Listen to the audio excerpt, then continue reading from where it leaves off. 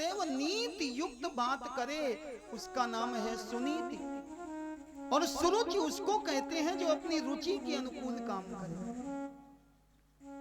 सुनीति के पास ध्रुव जी आए। मां ने पूछा, बेटा क्यों रो रहे हो? ध्रुव जी महाराज कहते, मां आज विमाता ने हमको डांटा है, विमाता ने हमको धक्का दे दिया। आज की मां होती तो लड़ने पहुंच जाती। हिम्मत कैसे हो गई मेरे बेटे को धक्का देने की? और माफ करना, आजकल के बच्चे बिगड़ते भी इसीलिए। अगर पड़ोसी आकर के आपसे आपके बेटे की शिकायत करता तो आप अपने बेटे को तो बाद में डांटते हो और पड़ोसी से पहले कहते हो हमारे बेटे को तो देख रहे हो, जरा अपने बेटे को भी देख लो। माफ करना मेरे भाई, सुनीति नीति युक्त बात करती है। सुनीति ने कहा, ध्रुव माँ माँ होती है, माँ सगी और सौतेली नहीं होती। तुम कहते हो तुम्हारी माता ने तुम्हें डांटा, क्या कहा?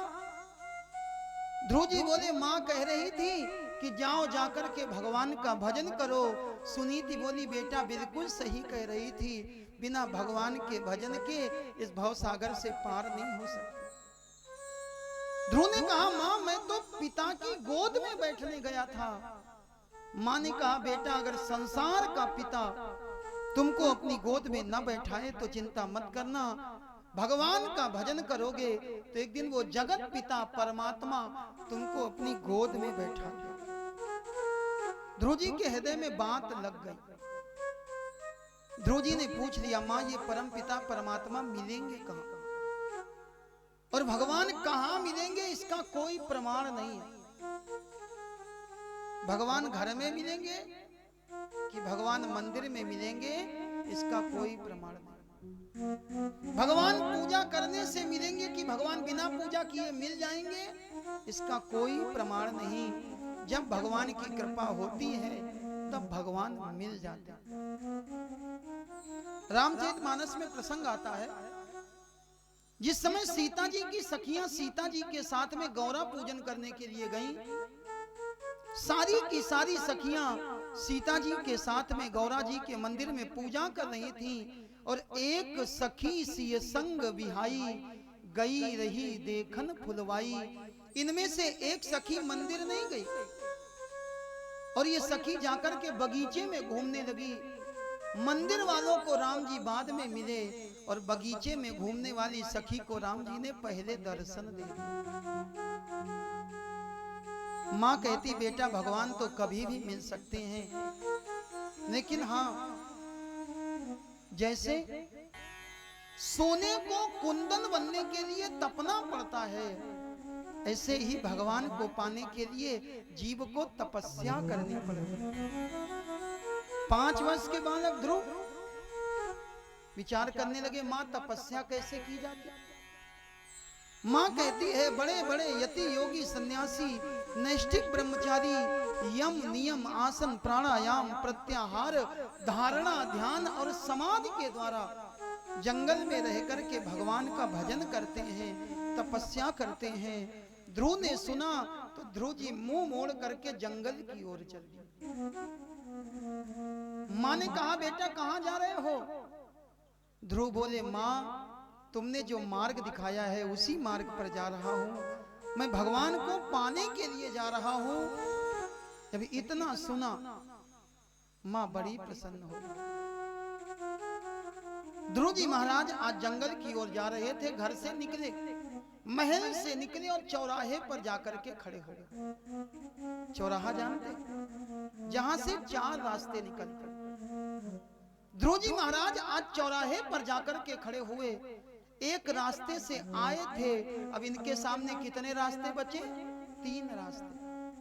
और भगवान को पाने के 3 ही रास्ते वेद ने बताए। वेद कहता है त्रय कांड मयि वेदा।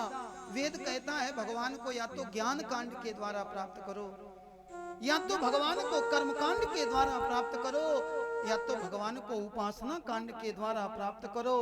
और ध्रुव जी महाराज चौराहे पर खड़े विचार करने लगे, सामने जाऊं, दाहिनी ओर जाऊं कि बाईं ओर जाऊं, कुछ समझ में नहीं आ रहा।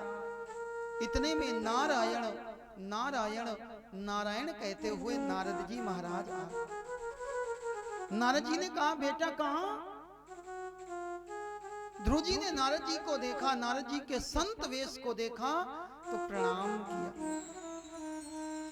ध्रुव जी महाराज ने विचार किया ये 5 वर्ष का बालक संतों को प्रणाम कर रहा है, इसका मतलब इसके अंदर भक्ति है।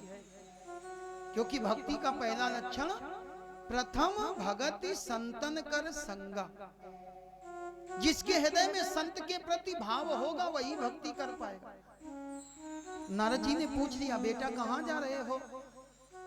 ध्रुव जी ने तोतली भाषा में कह दिया भगवान को पाने जा रहा हूं। नारद जी को हंसी आ गई। अभी तुम्हारे खेलने खाने के दिन और तुम कहते हो भगवान को पाओगे?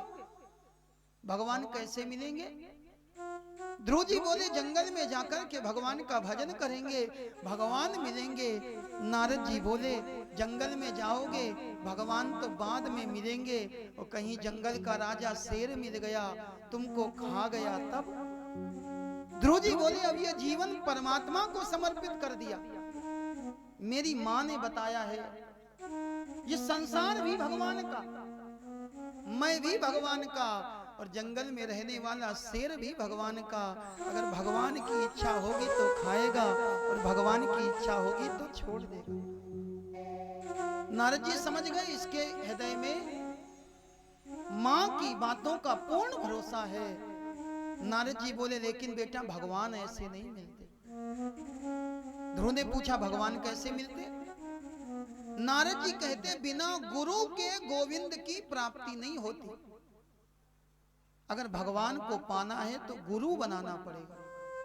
ध्रुव जी ने आगे बढ़कर के नारद जी के पैर पकड़ लिए, महाराज आप ही हमारे गुरु बन जाओ, आप ही हमको मंत्र दे दो, आपसे बढ़िया गुरु हमको कौन मिलेगा।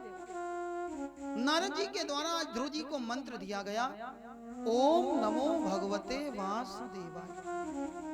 ध्रुव जी महाराज मंत्र को लेकर के जाने लगे। नारद जी कहते हैं ध्रुव रुक जाओ, केवल भगवान के नाम से काम नहीं चलेगा।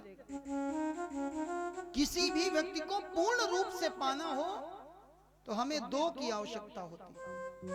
एक तो नाम भी पता होना चाहिए और दूसरा रूप भी पता होना चाहिए। आप किसी व्यक्ति का नाम जान करके उसको ढूंढने के लिए जाओ, आप चले जाओ और जाकर के ढूंढो भैया ये व्यक्ति कहां रहते, तो लोग कहेंगे इस नाम के तो हमारे यहाँ 100 लोग रहते, मिलना किससे? तब हमको बताना पड़ेगा भैया ये जो नाम हम ले रहे हैं ना वो मोटे मोटे भैया जी हैं, तो लोग कहेंगे अच्छा वो तो वहां रहते। भगवान का नाम बताया और नारद जी ने भगवान का रूप बताया। मेरे परमात्मा का रूप कितना सुंदर है। श्रीवत सांक घन श्यामम पुरुषम वन मालिनम। नीले नीले मेघ के समान भगवान का रूप है। भगवान पुरुष हैं, भगवान के गले में वनमाला पड़ी हुई है। श्री वत्सांक घन श्यामम पुरुषम वनमालिनम शंख चक्र गदा पद्मैर अभिव्यक्तम चतुर्भुजम। भगवान के 4 हाथ में शंख चक्र गदा और पद्म शोभित हो। नारद जी ने आज ध्रुव जी को भगवान का नाम बताया, मंत्र दिया और भगवान का रूप बताया। ध्रुव जी महाराज यमुना के किनारे मधुवन में गए हैं। यमुना में जाकर के स्नान किया और मधुवन के किनारे बैठ करके हाथ में माला लेकर के मंत्र जपने लगे।